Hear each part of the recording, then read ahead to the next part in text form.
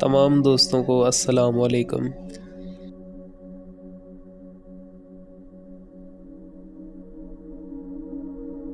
दोस्तों, क्या आप जानते हैं कि जब भी हम आसमान की तरफ देखते हैं हम हमेशा पास्ट में यानी अपने माजी के वक्त को देख रहे होते हैं। यानी आसमान में हम प्रेजेंट टाइम में कुछ भी नहीं देख रहे होते, क्योंकि आसमान में चीज़ों का फासला हमसे इतना दूर है कि वहाँ से लाइट को हम तक पहुँचने में जितना टाइम लगता है उतना ही टाइम हम वक्त में पीछे देख रहे होते हैं। यानी रात के वक्त अगर आप चाँद को देखते हैं तो वो आपको बिल्कुल सामने नज़र आता है और आपको ऐसा लगता है कि आप चाँद को प्रेजेंट टाइम में देख रहे हैं, लेकिन हकीकत में आप 1.3 सेकंड मौजूदा टाइम से पीछे चाँद की तस्वीर को देख रहे होते हैं। इसी तरह सूरज से ज़मीन तक लाइट को आने में 8 मिनट लगते हैं, तो अचानक अगर सन गायब हो जाए तो हमें 8 मिनट बाद पता चलेगा, क्योंकि 8 मिनट तक सूरज की रोशनी ज़मीन तक आती रहेगी और 8 मिनट तक सूरज हमें नज़र आएगा। इसका मतलब ये हुआ हमारे देखने से 8 मिनट पहले सूरज गायब हो गया और 8 मिनट पहले के सूरज को हम देख रहे थे। हमारी आंखें चीज़ें देखती हैं लाइट की मदद से, हालांकि लाइट कायनात की सबसे तेज़ रफ्तार चीज़ है जिसकी स्पीड 3 लाख किलोमीटर फ़ी सेकंड होती है। इसका मतलब हरगिज़ ये नहीं कि लाइट इंस्टेंट चीज़ है, क्योंकि कायनात बहुत बड़ी है और इसमें चीज़ों का आपसी फासला करोड़ों अरबों किलोमीटर है, जिसको नापने के लिए हम लाइट के पैमाने को ही इस्तेमाल करते हैं। लाइट ईयर स्पेस में फ़ासले को नापने का एक यूनिट है, यानी रोशनी 3 लाख किलोमीटर फ़ी सेकंड की रफ्तार से 1 साल तक जो फ़ासला तय करती है उसे लाइट ईयर कहते हैं। अब इस बात को ख़त्म करते हुए बताता चलूँ, अगर कायनात में करोड़ों लाइट ईयर दूर किसी प्लेनेट पर अगर कोई इंटेलिजेंट लाइफ हमारी ज़मीन पर टेलीस्कोप लगा कर देख रहे हों तो ऐसे में उसे आज के दौर का बुर्ज खलीफा हरगिज़ नज़र नहीं आएगा, बल्कि उसे तो डायनासोर नज़र आएंगे। ऐसी मखलूक़ात नज़र आएंगी जो आज से करोड़ों साल पहले हमारी ज़मीन से ख़त्म हो चुकी हैं। जो कुछ आज इस ज़मीन पर मौजूद है वो बिल्कुल भी उन्हें नज़र नहीं आएंगे, क्योंकि हमारी ज़मीन से लाइट को उन तक पहुंचने में करोड़ों साल लग जाएंगे और वो हमारी ज़मीन का हज़ारों सदियों पुराना मंज़र देख रहे होंगे। कुछ ऐसी ही तस्वीर डीप स्पेस में आज भी मौजूद है। अब यहाँ पर मैं अपनी वीडियो के असली टॉपिक को शुरू करता हूँ। साइंसदानों की ईजाद करदा आज की जदीद टेलीस्कोप जो अब खला में लॉन्च कर दी गई है, जिसका नाम है जेम्स वेब टेलीस्कोप। कुरान की एक आयत साइंसदानों के लिए लम्हा गौर बनी और उसके मुताले के बाद साइंसदानों को एक नज़रिया मिला।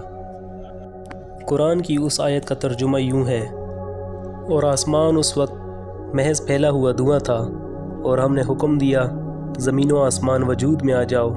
यानी कायनात का वो इब्तदाई आगाज़ जब हर तरफ धुआं इंफ्रास्पेक्ट्रम वेव्स फैली हुई थी, जो किसी न किसी सूरत आज भी मौजूद है। हमें उसे देखना है और वो मंज़र आज हमें दिखाएगी जेम्स वेब टेलीस्कोप, जो एक टाइम मशीन की ही शक्ल है। जेम्स वेब टेलीस्कोप को स्पेस में ज़मीन से 15 किलोमीटर दूर इस तरह लॉन्च किया गया है कि उस पर सूरज की रोशनी नहीं पड़ेगी। उसके और सन के दरमियान हमारी ज़मीन मौजूद रहेगी, जिसका साया उस पर रहेगा और उसकी स्कैनिंग और रिसर्च इससे बेहतर हो जाएगी। जेम्स वेब टेलीस्कोप स्पेस में ठोस वजूद रखने वाले खलाई सितारों, सैयारों, चाँद और खलाई पत्थरों को डिटेक्ट करेगी। ये कायनात की उस पहली तस्वीर को दिखाएगी जब कायनात बनी थी और फैली थी। हज़ारों लाइट ईयर दूर अगर कोई ज़मीन जैसा सैयारा मौजूद है जो हैबिटेबल जोन में आता हो, जेम्स वेब टेलीस्कोप उसे खुद डिटेक्ट करेगी, क्योंकि साइंसदानों ने वॉयेजर जैसे मिशन भेजे जो ज़मीन से करोड़ों किलोमीटर दूर गए जहाँ तक कुछ नहीं देख सके, क्योंकि ये फ़ासला उन फासलों के आगे कुछ नहीं जहाँ तक हमारी मंजिल है। वॉयेजर तो सिर्फ इंटरस्टेलर स्पेस तक पहुँच सके हैं। अब इससे आगे जाने का भी हमें कोई फ़ायदा नहीं, क्योंकि वहाँ से हम तक सिग्नल नहीं पहुँच पाते, और अगर सिग्नल पहुँच भी जाते हैं तो उनकी वेवलेंथ इतनी कमज़ोर होती है कि उन सिग्नल से हमें मतलूबा डेटा नहीं मिल पाता। तो साइंसदानों के मुताबिक हम अपने सैयारा अर्थ के करीब ही एक रिसर्च स्टेशन बना दें جو اربوں لائٹ ایئر دور کے آبجیکٹس کو ہمیں دکھا سکے، جس تک کہ جانے کے فاصلوں کو ہمیں انتظار نہ کرنا پڑے، کیونکہ آج تک سائنس نے جو اسپیس مشن بھیجے وہ کسی مخصوص علاقے سیارے کو ہی آبزرو کرتے تھے اور اس تک مشن کو خود جانا ہوتا تھا، جس کے نتائج کے لیے سائنس کو دہائیوں تک انتظار کرنا ہوتا تھا۔ اور آج James Webb overall space research program ہے۔ یعنی سب سے خاص بات آپ کو اس کی بتاتا چلوں کہ اب تک آپ نے اسپیس کو جتنا بھی دیکھا ہے، جتنا ایکسپلور کیا ہے، جس میں پلینٹ، سٹار، نیبولاز، گیلیکسیز، وہ سب ہمیں ہبل ٹیلیسکوپ نے دکھایا ہے، کیونکہ یہ ویزیبل لائٹ میں موجود ہے اور کائنات میں جتنا ڈیٹا ویزیبل ڈیٹا ہے اس سے ہزاروں گنا ڈیٹا انویزیبل اسپیکٹرم میں موجود ہے۔ یعنی ہم نے ابھی حیرت انگیز خوبصورت مناظر کائنات کے دیکھنے ہیں۔ ابھی تک ہم نے کائنات کے خطرناک بلیک ہول دیکھے، جسے ہم نے اسپیس کی سب سے بڑی اچیومنٹ کو سمجھا، تو خالق کائنات نے اور کیا کیا خطرناک شکاری اس کائنات میں پال رکھے ہیں جنہیں ابھی دیکھنا باقی ہے۔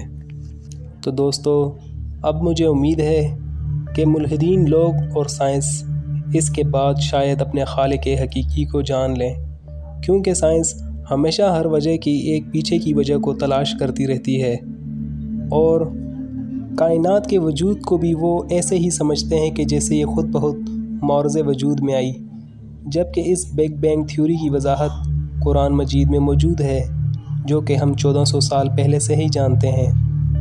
سائنس اس بات کا دعویٰ کرتی ہے کہ کل کائنات کا انہوں نے 4% حصہ دیکھ لیا ہے۔ 4% میں بھی سارا نہیں دیکھا، جہاں سے لائٹ پاس ہو رہی ہے، جو ویزیبل ویو لینتھ لائٹ کی صورت میں موجود ہے، وہی دیکھا ہے۔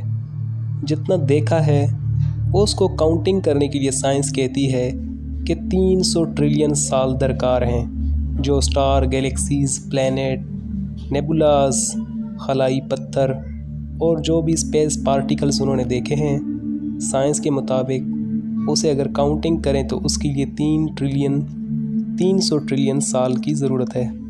سائنس ہر پلینٹ یا سٹار کے جنم سے لے کر اس کے اختتام کی وجہ کو کسی دوسرے پلینٹ یا سیارے یا بلیک ہول کو ہی تسلیم کرتے ہیں۔ جب وہ کائنات کے اختتام اور ابتدا کو جان لیں گے، تب وہ جان لیں گے کہ اس کل کائنات کا وارث اللہ ہے۔ بے شک اس کا مطلب اللہ اکبر ہے۔ دوستو، اگر ہماری یہ ویڈیو پسند آئے تو اسے لائک کریں۔ میں اسی طرح کی انفارمیٹیو ویڈیو بناتا ہوں، اور یقین جانیں اس ویڈیو کو بنانے میں بہت محنت لگتی ہے، بہت ریسرچ کرنی پڑتی ہے، اس لیے ہمیں آپ کے ساتھ کی ضرورت ہے۔ ہمارے چینل کو سبسکرائب کریں اور دعاؤں میں یاد رکھیں۔ تب تک کے لیے اللہ حافظ۔